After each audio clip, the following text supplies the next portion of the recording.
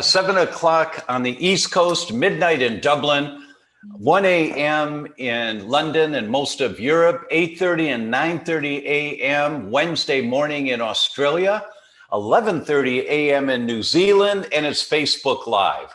And this is my favorite Facebook Live topic to do, and that is when Michelle Ross and I are doing Q&As. It's just so much fun. So hello, Michelle.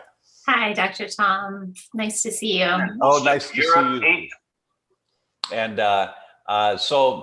this is your time, everyone, to ask the questions that you wanted to know. Some people sent in questions to begin with, so we're just going to get started. Michelle, can you bring up the first question? Yes, the first question is the Vibrant Wellness Neural Zoomer Plus available in Canada? It is. And there's, what's the guidelines on that, Michelle, with the lab? So Vibrant will ship that kit to most countries. I think there's a few, maybe 5 or 6 countries where there's some restrictions that are based on that country. Otherwise, they're able to ship it directly to your home address. They can't ship it to post office boxes. I don't know if those are available outside of the US, but it has to be an actual home address, and that has to be determined at the time the order is placed.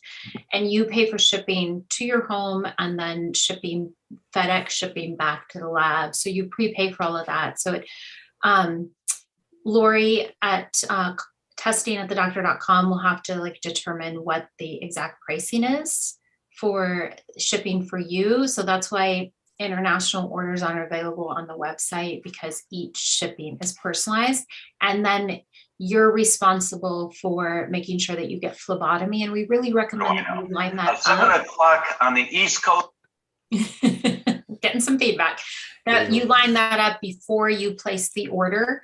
And there's hospital outpatients that will do that. Often your personal doctor can draw the lab in the office. Has to be put in a centrifuge and processed a certain way, but all of those instructions come with the kit, or if there's an outpatient lab.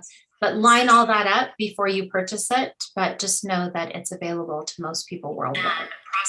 You know, it's a lot of overwhelm for some people to hear all the guidelines of what they have to do. But that's because this technology, there's no other technology like this in the world. Oh, we've got a visitor. Come here, you. Yes. It's Gio. And he got caught up in my headset. There he is. And so my son is saying hello. It's his bedtime, but he likes to stay up for a little bit to see everybody. And Michelle, look at Michelle. Yes, Auntie Michelle. Yes. Can we get you to smile, Gio? Can we get any smile? Gio had a fever last week, and it fluctuated from 99 to just over 104. And this went on for 3 days. And I'm telling Marzi that it's okay, it's great, we want this, but parents, me also, we're always worried, and we want to make sure he's safe. But a fever is the immune system's way of dealing with an invader. And when bye-bye. And when the immune system deals with the invader, bacterial or viral, bacteria and viruses can only live in very specific environments. You kick the temperature up a couple of degrees, they die. And that is why our immune system activates a fever. So you do not want to shut down a fever. That's the last thing in the world you want to do. You want to allow the immune system to protect you and go after whatever it has sensed that has gotten so dominant that the immune system is recognizing it. And you want to let it's like you want a nice bicep, you got to work this muscle, right? You want a strong immune system, you have to work the muscle. It's not really a muscle, but the same concept. You have to work it. So allowing an infant or a child or an adult to have a fever for a couple of days, it's not a lot of fun, although he was smiling. Whenever we talked, he'd smile, but he just wanted to be with his mommy. But he wasn't crying, he wasn't miserable. When his fever hit 104.1, Marzi, I wasn't home when that happened. And so she gave him some Advil right away. And the fever came down within an hour, and I came home. I said, no.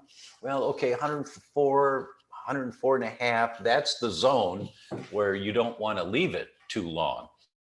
But it came back down to about 101 within a few hours. But then it went back up to 102, 102 and a half. And I said, the body is fighting something. Let's just watch it. Let's just keep watching it. And we just kept taking his temperature every hour or so.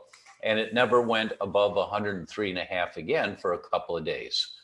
Then when the fever broke completely, the next day he had this full body rash. And he was happy, but he had a full body rash. And that's very common when your body's fighting a virus, that when the virus calms down, you can get a full body rash. But he's fine now. And I bring that up because right now we're concerned about viral infections and we want our immune system to protect us. So a little bit of a fever is okay for a few days. Just stay really well hydrated. Most important thing is that you're drinking lots of fluid. Really, really important. If you feel like eating, okay, a little bit, not too much, but that's okay. But you must have a lot of fluids. Did you pump his spleen? I pumped his spleen. You're exactly right, Michelle. That's exactly right. And we have a video that I believe is on our website now, on the theDr.com website, the spleen pump technique. The story behind that is I learned that in a seminar with my mentor, Dr. George Goodhart, back in 1980. And it was a paper that was published in 1952 in an osteopathic hospital. And they drew people's blood from a couple of different departments, patients in the hospital, and they measured the number of white blood cells that they had and a few other things. And then they pumped their spleen, which is on the left side, just below the rib cage, or behind the lower rib cage. So you do great big hand contacts, front and back, and you just get on that rib cage and you just gently milk it. Now with an adult, their rib cage is much more rigid. You got to move it a little bit, right? But with an infant, it's just this very gentle. And Gio's just looking at me like, what are you doing, Dad? What are you doing? Well, I'm pumping his spleen, right? And so the story was, I got a call from my wife that day that our baby, our daughter, this was 1980, she was 8 months old and she had 105 fever. Well, I immediately left the office, canceled the rest of the day, and I went home. And sure enough, Kelly was really sick, 105 fever. And my wife had been cooking dinner, some spaghetti or whatever, and turned everything off on the stove. And I come home, I grab her, and I'm walking around with her, and she's like dead weight, no, wrong term, just hanging, just heavy weight. Walking around, and I'm saying, where's that doctor? Because my wife had called the pediatrician. He had not called back yet. Where's that doctor? Wait a minute. I'm a doctor. What would I do? And I had just heard, I just come from the seminar with Dr. Goodhart about this technique. So I pumped Kelly's spleen for about 3 to 5 minutes, very gently. And I just did the very light adjustment on her neck, just kind of fingers going back and forth. Picked her up, we're walking around, and within 5 to 10 minutes, I'm walking through the kitchen and she dives for the pasta on the stove. And my wife and I just look, and she's wanting to eat. Her fever was 99. So we knocked down 105 fever in 10 minutes. And since then, over the years, I've given that to many, many, many families. and receive lots of testimonials. It's safe, it's effective, it's always going to help because your spleen is a reservoir that holds extra blood. And what you're doing is mobilizing that reservoir, saying, come on, get out there and go to work, go to work.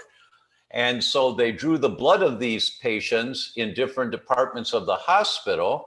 They pumped their spleen, waited 5 to 10 minutes and drew their blood again. And consistently, the white blood cell count went up by over 30%, meaning you mobilize more of your reserves to go out and fight whatever needs to be fought. They fought the good fight. So that's the spleen pump. And I believe that video is on our website. I'm not sure where. Our team may be able to find it within the next hour and post the link here for you. Great. Okay, next question is, how should I treat fungal infections on my skin? Michelle, do you want to start with that one?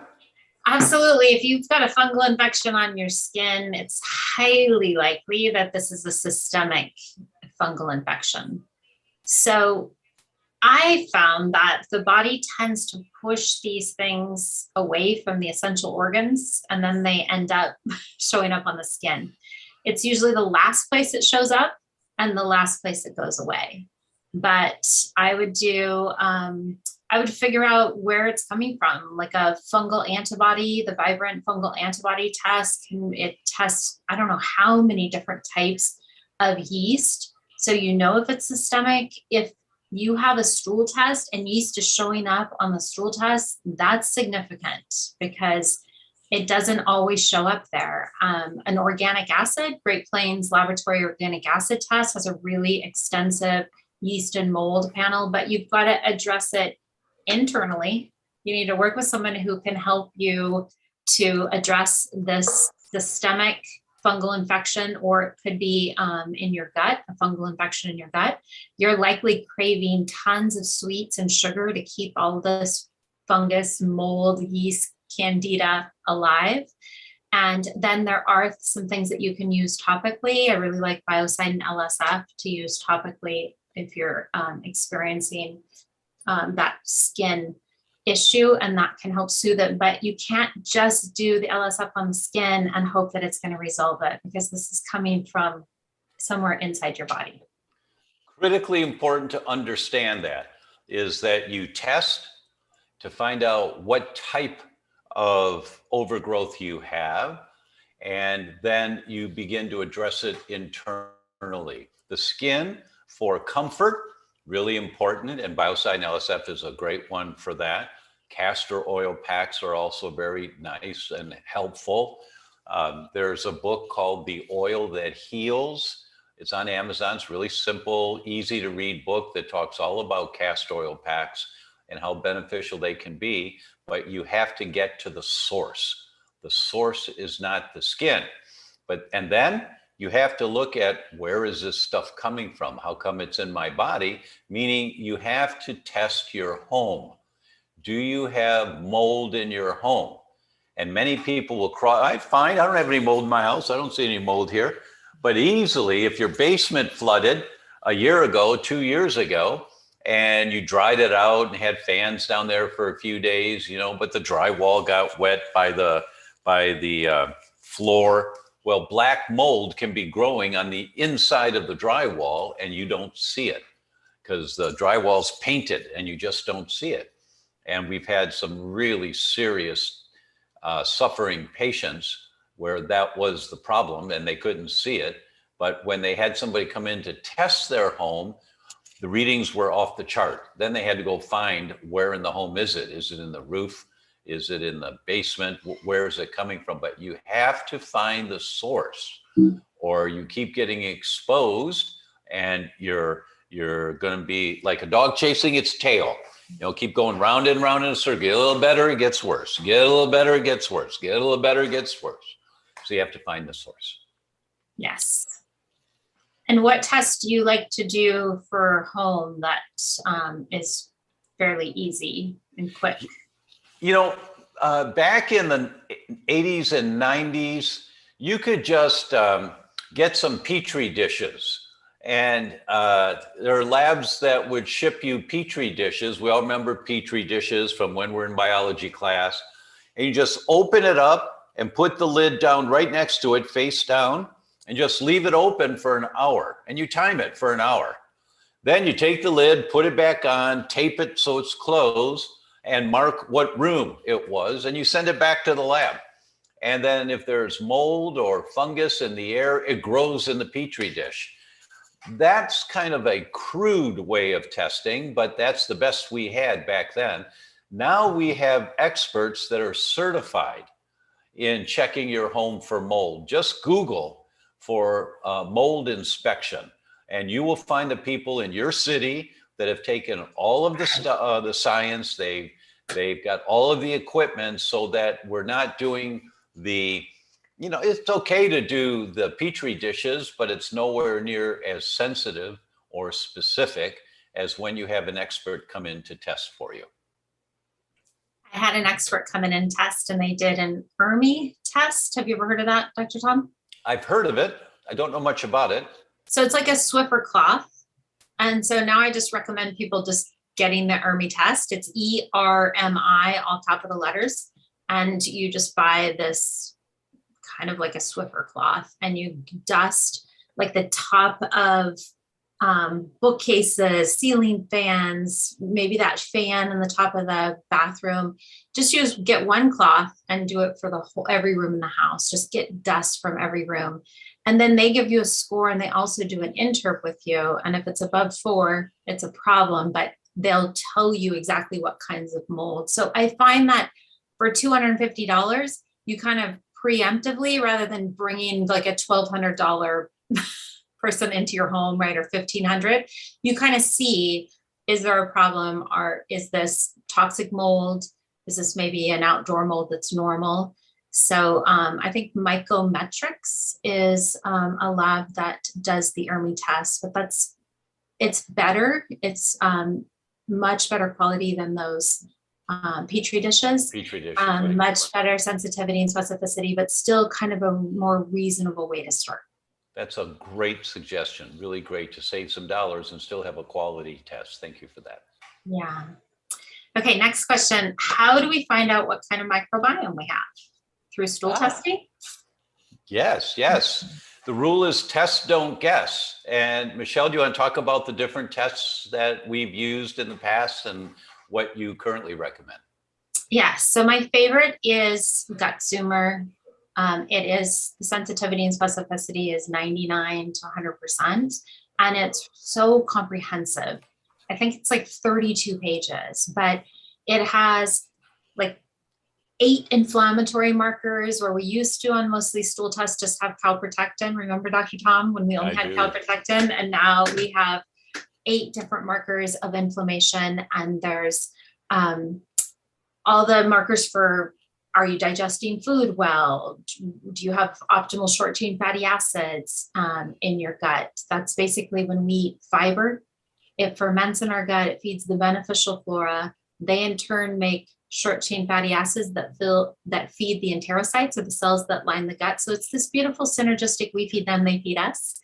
And you could find out if you're low in any of those short chain fatty acids. And then it has 180 different commensal bacteria. So you can find out if you're like we have small intestinal bacteria overgrowth, if it's hydrogen producing, methane producing.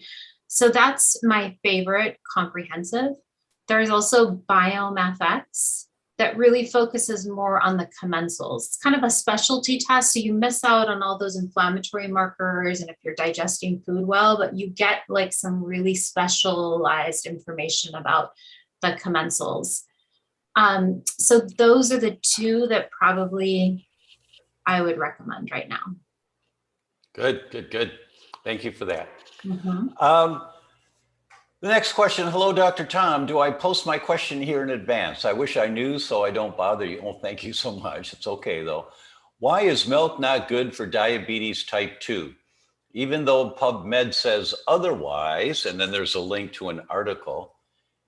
Isn't it similar in molecular structure to gluten? That's a really good question.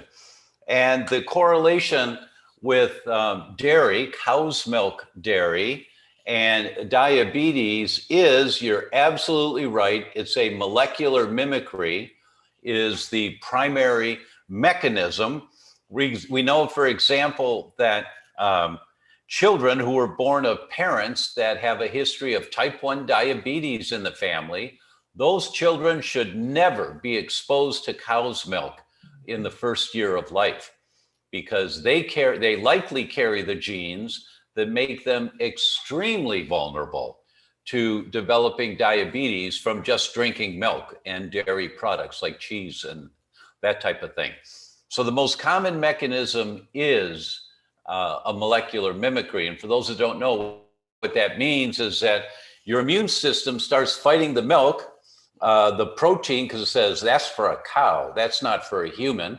And the immune system fights it and makes these antibodies that attack milk anytime you take it in, or cheese, or ice cream, or sour cream, or yogurt. And the immune system fights it. And the structure of the food that the immune system is trained to go after, that protein structure looks just like the beta cells of your pancreas. And what happens is those antibodies to milk will attack the beta cells of your pancreas. And that's where you make insulin. So that's extremely common. And there are many papers on that, many research papers on it. And I don't know what the paper is that you have a link to here from PubMed. I'm sure it's saying the opposite. And usually those scientists writing those papers are funded by the dairy industry, talking about what a great protein it is, or how it prevents osteoporosis, which is just such utter nonsense. In the Far East, osteoporosis was unheard of, extremely rare, until the Western diet got there in the turn of from the 19th to the 20th century, when the Western diet got there. Now, all of a sudden, osteoporosis within, I think it was 2 generations, was just as prevalent in China and Japan as it is in the US, when they started eating more American food. It's a really good marketing gimmick that got into our brains that milk builds strong bodies 12 ways. It doesn't. It just doesn't. So yes, your suspicion is right that molecular mimicry is the most common mechanism. There are other mechanisms, but that's the most common one. Other than being gluten-free and avoiding acidic foods, what can help with a painful hiatal hernia? The thing that happens when your esophagus is inflamed and you have the symptoms that may be diagnosed as a hiatal hernia. And I just learned this recently, that a paper came out that talked about with gluten sensitivity, that the gluten proteins have been found to penetrate the esophagus, and you get leaky esophagus, not just leaky gut. You get leaky esophagus and the proteins get in there and then they get stuck in there, or bacteria can get in there and it gets stuck there. So you, if you have a long-term suffering with hiatal hernia or Barrett's esophagitis, it's really important that you go down the checklist of where might it be coming from. And for that, you have to work with a healthcare practitioner who knows what the heck they're doing. And the one that I would recommend to you is Michelle Ross. So if you go to michelleross.com, and you can schedule a conversation with Michelle about this, and she can explain it all to you. It's a nasty. Hiatal hernias are annoying, but when you've been diagnosed with Barrett's, that's a nasty. And you need to suck up whatever has been triggering that inflammation in the esophagus. You have to get rid of that gasoline on the fire. And sometimes the gasoline is already internal, just sitting there, causing more inflammation. Michelle, anything you want to add to that? That's fascinating. I mean, we know leaky gut, leaky brain, now Right. leaky esophagus, and that could also fill up with LPS. That's exactly right, which may be what's stuck in there. Yeah. Fascinating. Thank you. Okay. Next question is, hello, keep hearing amazing things about muscle testing for, quote, stuck emotions. Where can we learn that ourselves, or how do we find a practitioner? Oh, that's really a good question. We started talking about that. It used to be we talked about the triangle of health, and that there were three categories you had to look at. It was structure, which is the home of chiropractic and massage and orthopedics and pillows and exercise and muscles and all of that, orthotics in your shoes. That structural problems can cause any health concern whatsoever, literally anything may be caused by a structural problem. Then there's biochemistry, where everyone focuses their attention. That's the drugs, the nutrition, the food, the air, the water that we take in. And then there's the emotional, spiritual. And now we know that there's a fourth, and that is electromagnetic. So it's really a pyramid. It's not a triangle, it's a pyramid. There are four sides to a pyramid. But the spiritual or the emotional, when you, I actually just had a conversation with a person here today who helps us with Geo sometimes. And Geo, he's not walking yet, so he's moving around, crawling, and sometimes he falls over and hits his head, and he was sitting and he leaned over and he just kind of lost his balance, and I saw him just go down. I couldn't get there in time, and his head hit the carpet, and he started crying, and our assistant just ran over and picked him up and just went, oh,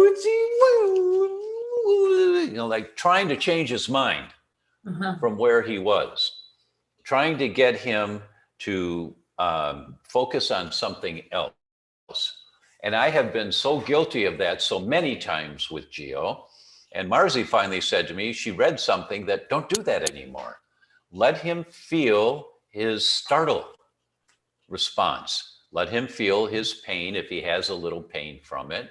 Don't try to change his mind, capture him with something, give him a piece of banana, or, get him, he's going to cry for a couple of minutes, and it's okay. Let him express himself.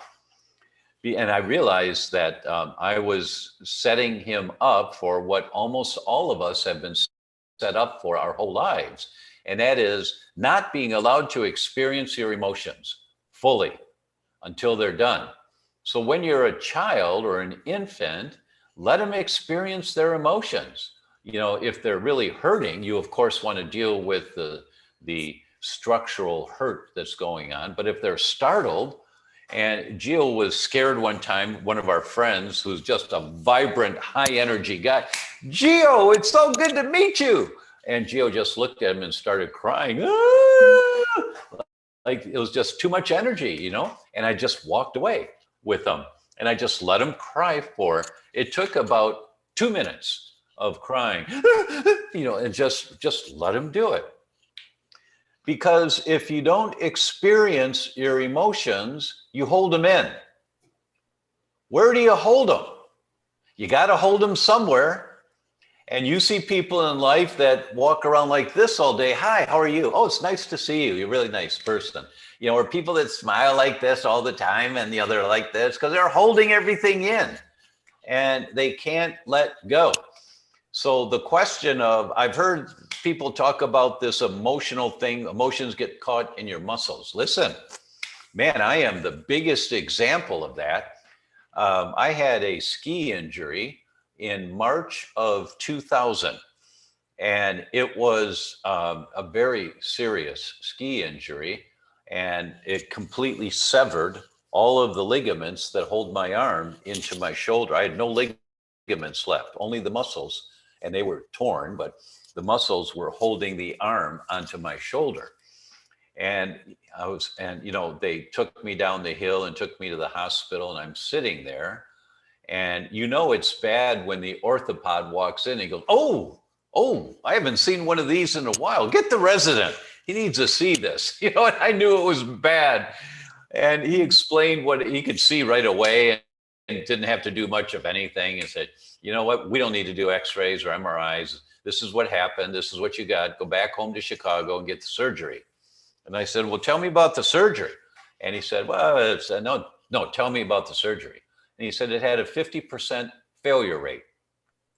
And if it has a 50% failure rate, after that, you are not in good shape for the rest of your life.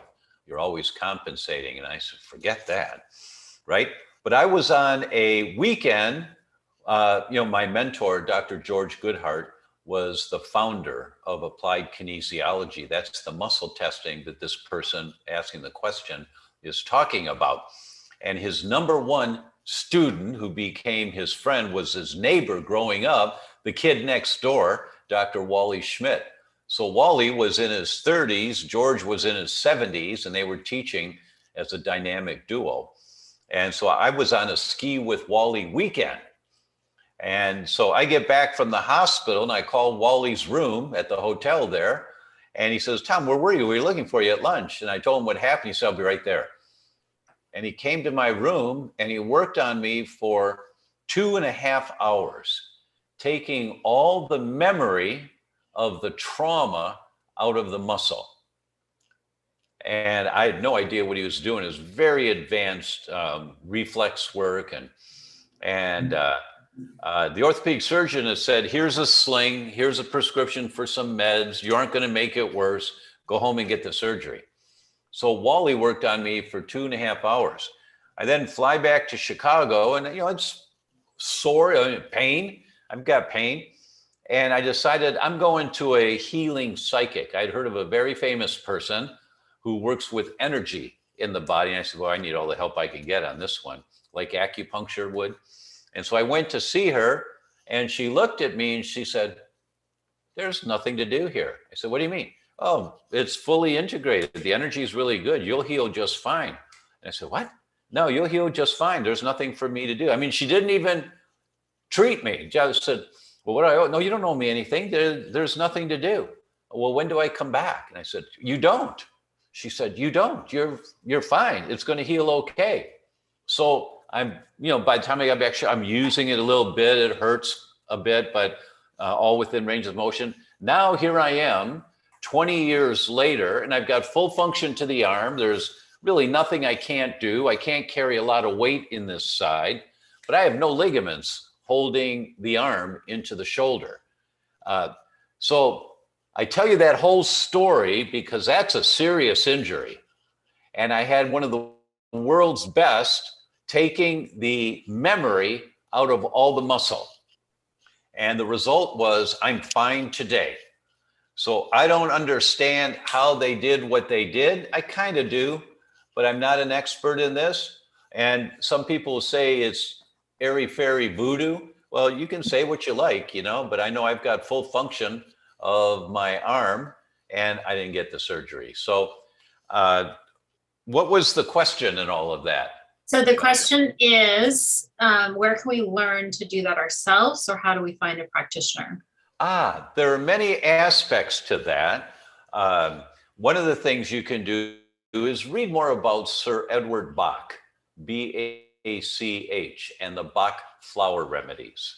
They're based on that exact concept of releasing the emotional baggage stored in our muscles. So the Bach flower remedies are superb for that. I won't go into the whole story about Bach, but that's one place where you can look. There is also what's called the emotional freedom technique, EFT. There are people certified all over in the world in that one. Just look it up on the internet. You might find somebody in your town. Michelle, is there anything else you would add to this? Is it called kinesiology? What is the applied kinesiology? Well, thank you. Yeah, how could I forget that? So the International College of Applied Kinesiology, ICAK, will have a list of their doctors who have gone through all the training, passed the exams, and are diplomates in applied kinesiology, and they're all over the world. So you should be able to find a diplomate in applied kinesiology, and they've had all the training on this type of thing. Okay. And not everyone is the same, right? So I mean, I've had people do applied kinesiology to me, and I was like, I want the answer to be this. And I felt like I overrode maybe what my muscles. But if you have somebody that's really good and connected and they're taking their belief system out of it, because it's challenging as a practitioner to not bring your belief system to the table, right? It's like, Right. okay, I've seen somebody with the same symptoms and they had this, so I need to make sure I rule that out, right? But if somebody can just kind of clear their emotional energy and then they can read it. I always worry a little bit when people are only doing muscle testing for food, because I have seen things missed that show up on a blood test. Right. Agreed. But it can be really beneficial and a beautiful thing.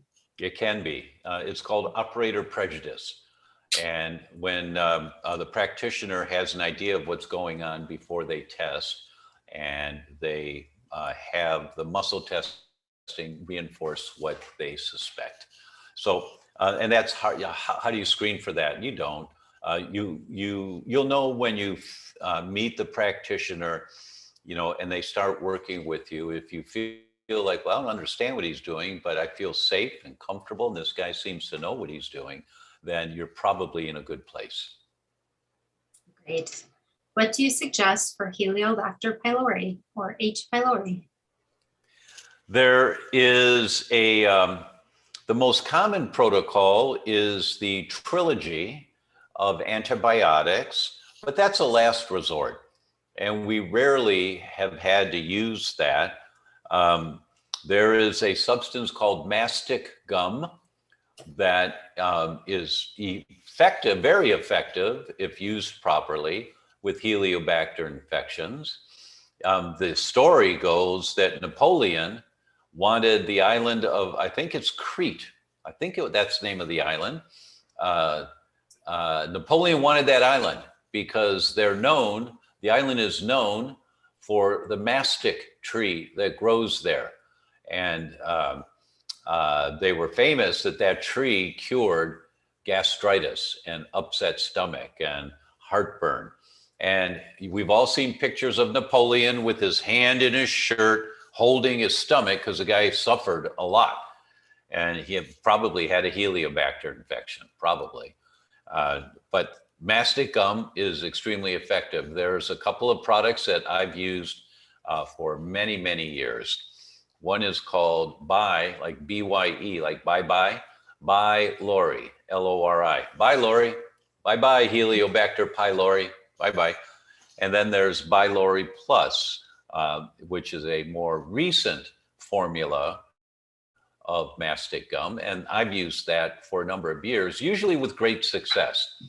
There have been a few people that have resistant Heliobacter infections, or they didn't take the nutrition the way they're supposed to. They take it once every few days instead of 3 times a day or whatever. You know, they just, either they didn't follow the guidelines or it just wasn't effective, a very strong H. pylori infection, and they needed the triple antibiotics.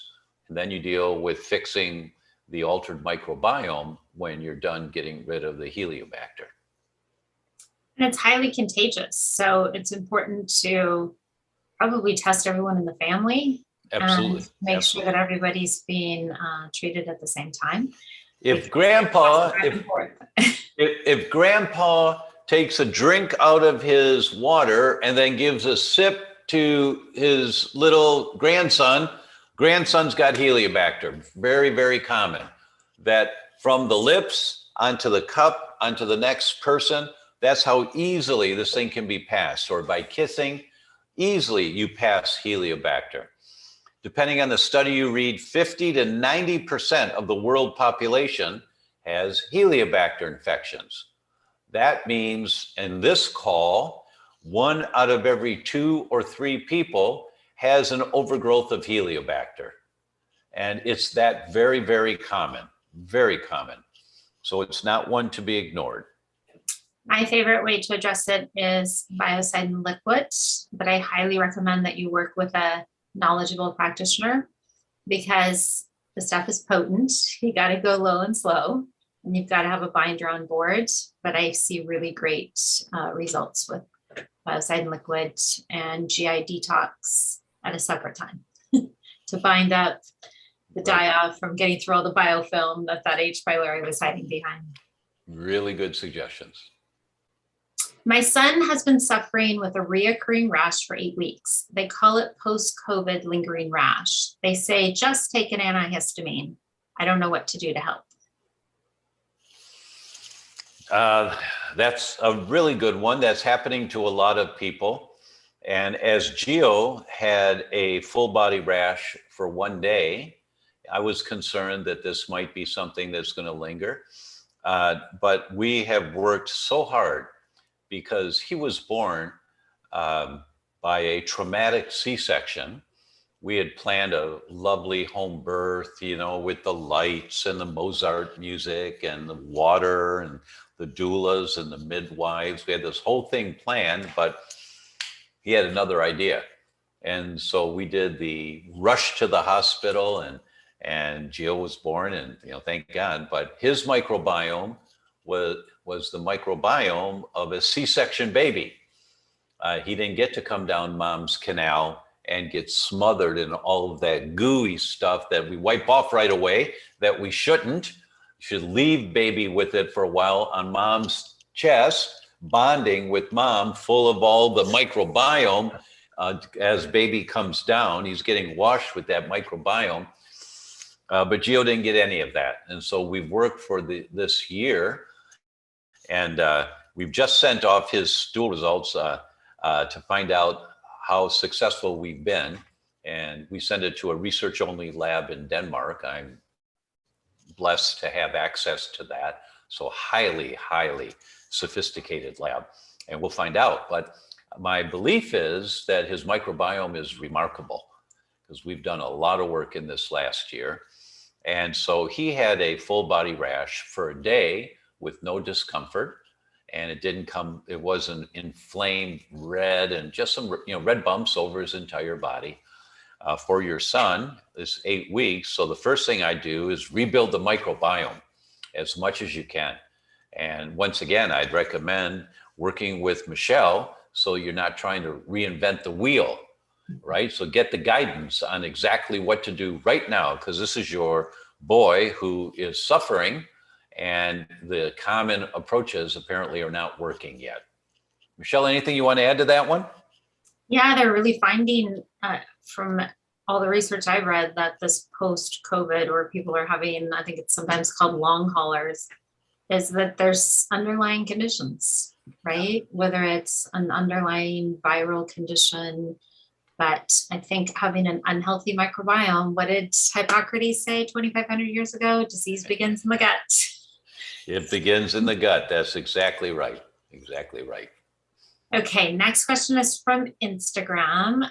How big of an effect on microbiome in the mouth, stomach, and sinuses do vegetable oils have?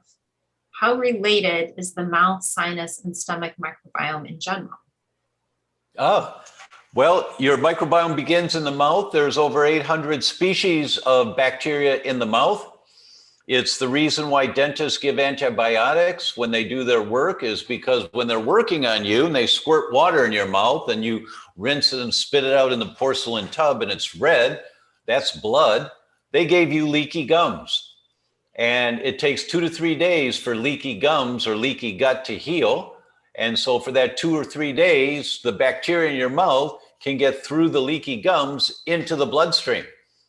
And so if you are genetically vulnerable, and let's say it's strep, and everybody's got strep in their mouth, and we've all heard of strep infections. We all have different types of strep in our mouth. But if that gets in and it starts to colonize somewhere in your body because it got in the bloodstream, then your immune system has to make antibodies to fight the strep. And those antibodies can attack the valves of your heart because of molecular mimicry. And that's rheumatic fever, and that'll kill you. So the dentists give antibiotics so that when they're working in your mouth and you spit the water out, you got leaky gums and the strep gets in, but there's antibiotics in your bloodstream to kill that strep right away, so that your immune system never has to get activated to try to protect you. So that's the whole mechanism for this. So the question was about the microbiome in the mouth, the oral. Mouth, sinuses, and stomach. How related is it? Very, very. That every bite of what you take and what you chew gets coated in saliva. And that saliva is loaded with bacteria, loaded. And that's its purpose, is to go down to activate the genes, make some hydrochloric acid here, or activate the genes. I need some intrinsic factor to grab that vitamin B12. That saliva is loaded with bacteria, and it's this dance of life. They're not separate compartments. And what is in your nasal cavity in terms of a microbiome is what goes right up to your brain. That the nerves of smell are the only ones that have no filter in the entire body. These are the only nerves that have no filter before they go back into the brain. So anything that you're smelling, any bacteria in your nasal cavity can go right back up into the brain. Why? Because you can't have the delay of a filter if you're smelling saber-toothed tiger, that you need to pick up that scent right away and get out of there. It's a life-saving mechanism from our ancestors. And those that didn't do that very well, they didn't make it and they didn't reproduce. But those that reproduced have this nasal olfactory system that just takes it right back to the brain.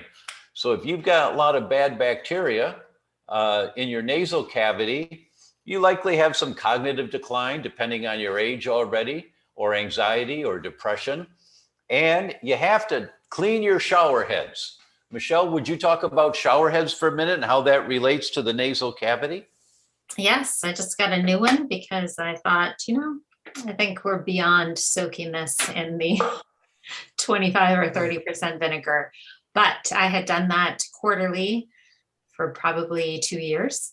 And so you just take the shower head and see if you can get a stainless steel container that's about the same size as your shower head, so you don't waste a lot of the vinegar, because this really high potency vinegar is pricier than just getting vinegar at the grocery store or from Costco, just the regular vinegar you would use for cleaning normally or for eating.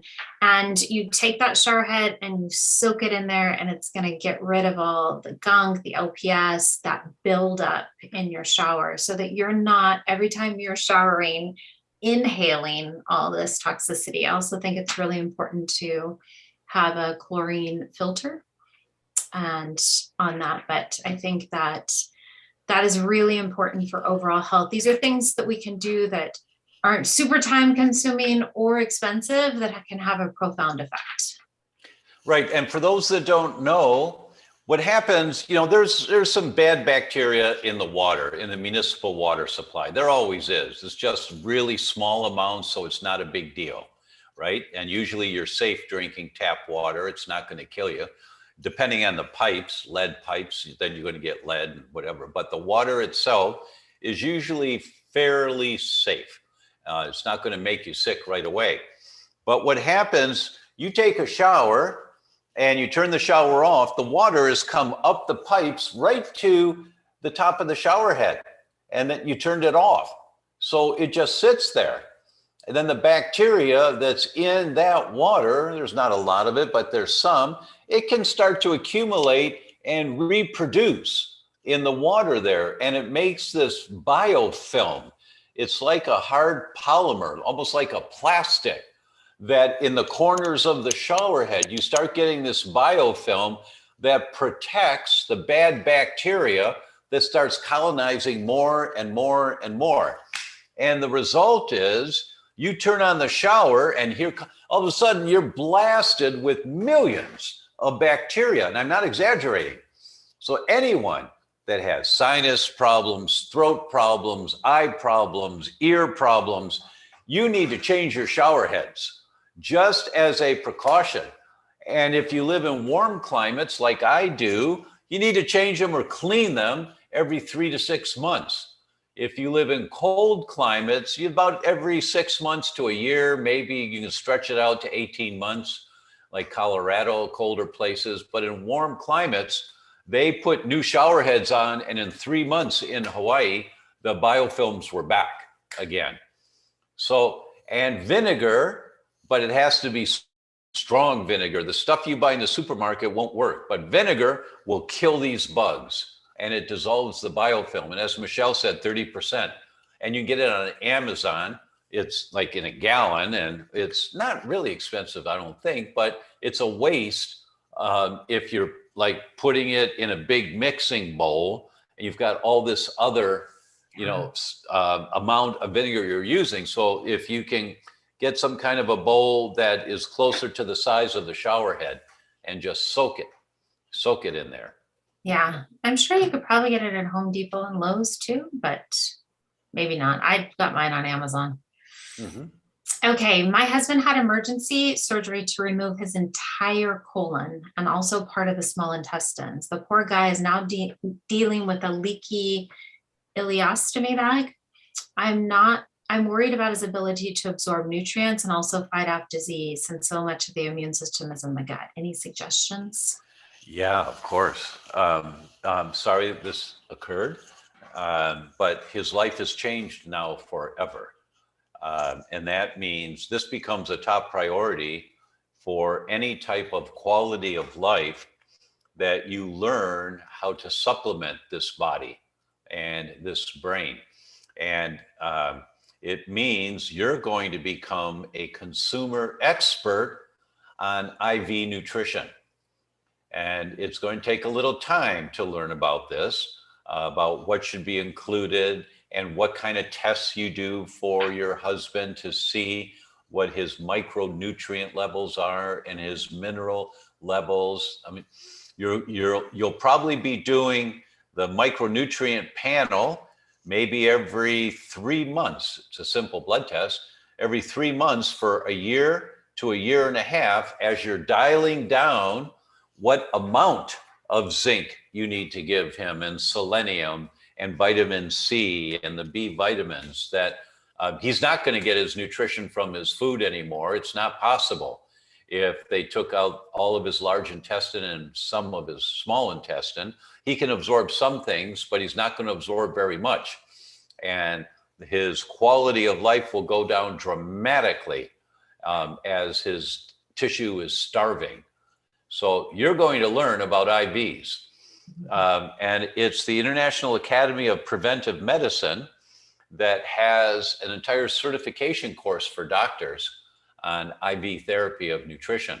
So you might want to go to their website and look to see who's certified by them, who's passed all the tests in your area, and you start shopping and you see who are the guys that you really trust that seem to know what they're doing while you're doing your own research. And to begin with, I would, without hesitancy, work with Michelle. And so that your thoughts can be answered by someone that really knows about what you need to look for and how you need to proceed. You need a coach in this one. Your husband's quality of life is compromised now. And the goal is to reduce that quality of life compromise that he has, so that the partner that you have is still there 5 years from now and able to function at somewhat normal levels. Excuse me for being so blunt, but I'm not going to put sugar coating on a bad cake. You know, that he's probably a wonderful man and your partner, but his body function has been altered forever as a result of that very aggressive surgery they did. Can you talk about fluoride on teeth? We always refuse at the dentist. Very smart move. The best explanations that I've seen about fluoride for you to have the big picture view is go to Dr. Mercola's site, mercola.com, and just type in fluoride, and you'll see the studies and the explanations of the studies. He's also got a few videos. Fluoride was a waste product. I think it was in the 1950s, and somebody came up with the brilliant idea, let's put it in a toothpaste. And it's just, it inhibits thyroid function substantially. There are 3 chemicals you have to avoid whenever possible to support good thyroid function. That's fluoride, chlorine, and bromide. or bromine, and those are the bromine is in baked goods and breads and things like that. But if you're gluten-free, then you're safe on that one. But fluoride is so very common, and you do not want to allow, good for you for having the courage to refuse the fluoride for your children or for your own teeth. Do not allow them to use that. There is no benefit and a tremendous amount of harm. And Dr. McCullough has done a great job of summarizing all that. I think everything had to be pulled down from his site. I don't know if he's been able to bring it back, but I don't know how many years with the research they've forced him to remove. Yeah, the censorship these days is pretty heartbreaking. Yeah, so we might not be able to just go. I loved his resource of his site, but check, you know, he may find a workaround so that we can have access to all that. Okay, next question is, what are some underlying causes of eosinophilic esophagitis? And can it be cured? Nothing can't be cured. You have an entire new body every 7 years. Some cells are really quick, some are very slow. But eosinophilic esophagitis is some of the same concepts to begin with as Barrett's esophagitis, meaning you have to detox the person, you have to rebuild the microbiome, you can't throw gasoline on the fire, meaning you have to identify what foods you have a sensitivity to. Just Google gluten and eosinophilic.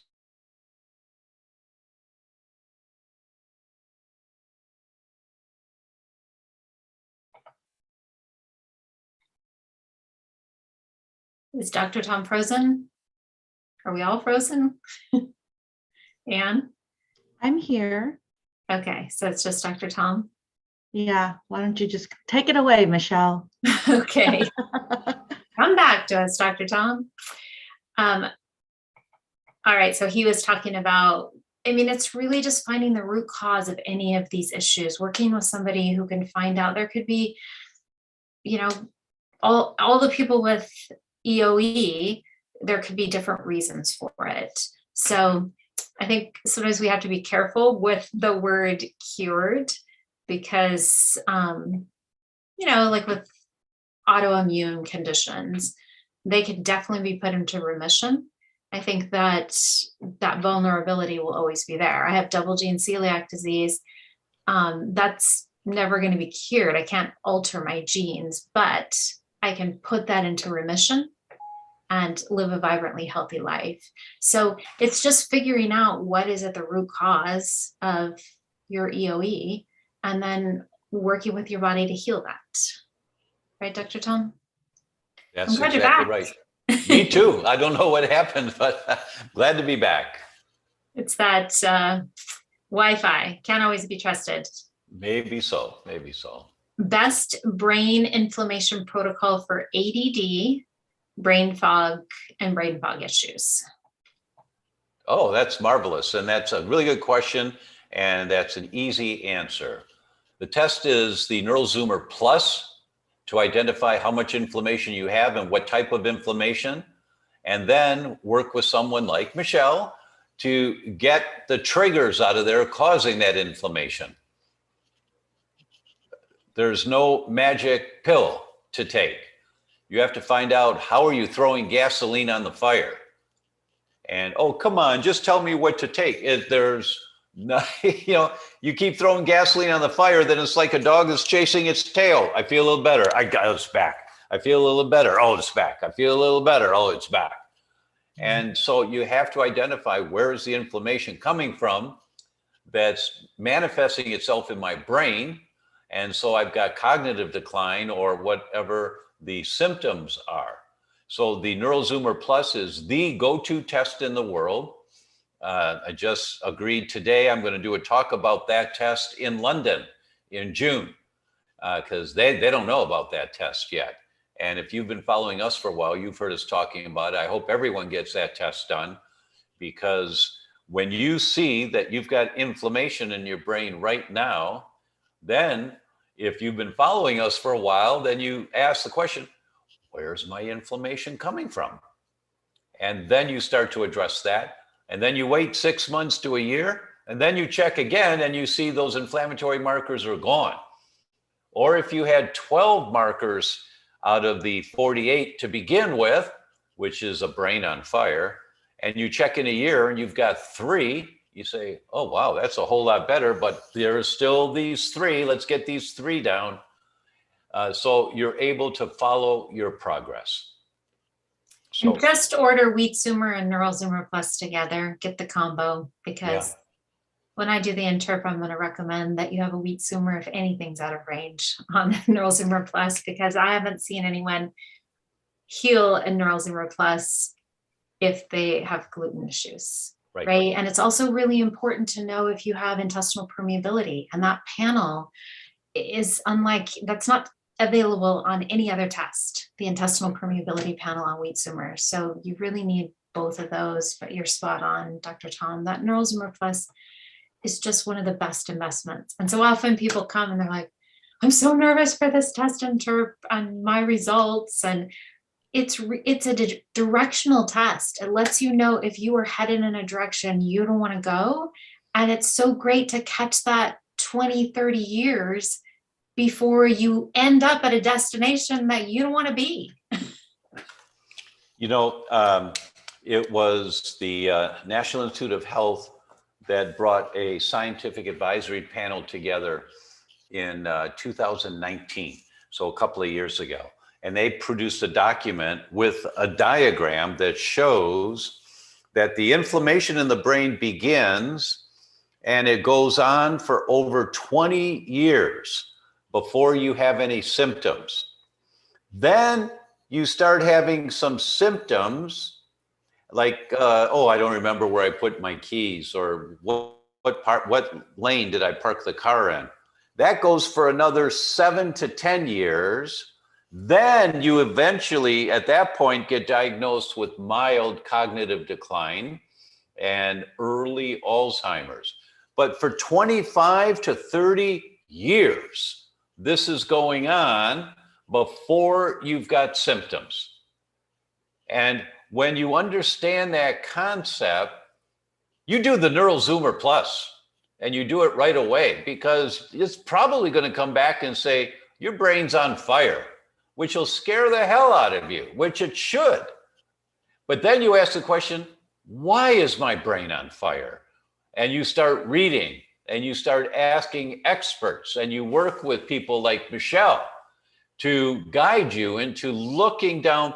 Well, let's look down this avenue. Let's look down here. Here's the most common things to look for first on the checklist. And rarely is it one of the weird ones where no, there's no foods, no, there's no mold, no, there's no emotional problem. Rarely. That usually you can identify it fairly quickly as to where the trigger is. And that makes all the difference in the world in calming down your inflammation, or your son's, if it's ADD or autism. Let's do this one more, Dr. Tom, because I think it's a good question. Would regular spleen pumping help somebody with chronic Epstein-Barr virus, or is it reserved for fevers? No, you can do that on a regular basis. It's not going to harm anything. But the question is, what's wrong with the immune system? Why is this virus so dominant and long-term? How come the immune system's not putting it into dormancy? So many of us have Epstein-Barr if you run the test, but they're not sick. So how come the concentrations for you are so high that it affects you symptomatically? That's the key question here. Yeah, of course you could do the spleen pump. But when you're doing it long-term, I guess the visual I have is whipping a dying horse. You know, the robbers are chasing the stagecoach, and the stagecoach drivers, just doing this. And when we're pumping the spleen continually to try to get the immune system a little stronger, that's not the way to go. You certainly can do it short term, but the question is, what why is my immune system bank account so dry? How come it's depleted? How have I been draining the reserves of my immune system? What am I doing to still be draining the reserves? If someone asks a question like this about regular spleen pumping, they've been investigating for a while. It's a good question because you say, oh, this might really help. So I assume this person has been trying things and working hard to find the answers to her problems. Well, I would suggest, I'm a broken record, work with Michelle, do the tests. Where are the triggers of inflammation? Because inflammation is all the immune system does. It's the armed forces there to protect you. And its job is to get rid of threats. That's its job. And so if you don't have enough oomph in your immune system to deal with one virus, Epstein-Barr, the question is why? Is the bank account dry? Have I run it dry already? Do I have to build up the immune system? Or are those precious resources being allocated because I'm eating gluten every day and I've got a gluten sensitivity, or I've got a chicken sensitivity, or dairy, or there's mold in my house, or you've accumulated so many toxins in your body, you're loaded with endotoxin. You have to find the source of what your immune system is trying to protect you from. My gosh, let's do one more. It's just too much fun. Let's do one. All right, last one. Which of your books addressed meditation deeply, and can you comment on its psychological effects? Yeah. You Can Fix Your Brain has more in-depth information and more of the reference studies on meditation. And there's no question. It calms the nervous system down. It puts you in a parasympathetic dominant state, which is the state of relaxation and growth. You only heal when you're asleep and you're in a parasympathetic dominant state. That's the only time you heal. In the lives that we live, we're usually in a sympathetic dominant state. That's fight, flight, or fright. And you don't heal when you're in a fight, flight, or fright state. So meditation is extremely valuable to help your body heal. Well, heal what? Whatever tissue has been damaged throughout your body, every tissue of your body. We all should have a little quiet time, whether you call it prayer, silent prayer, mindful walking, meditation, but we all should have some quiet time where we just breathe and allow our minds to calm down.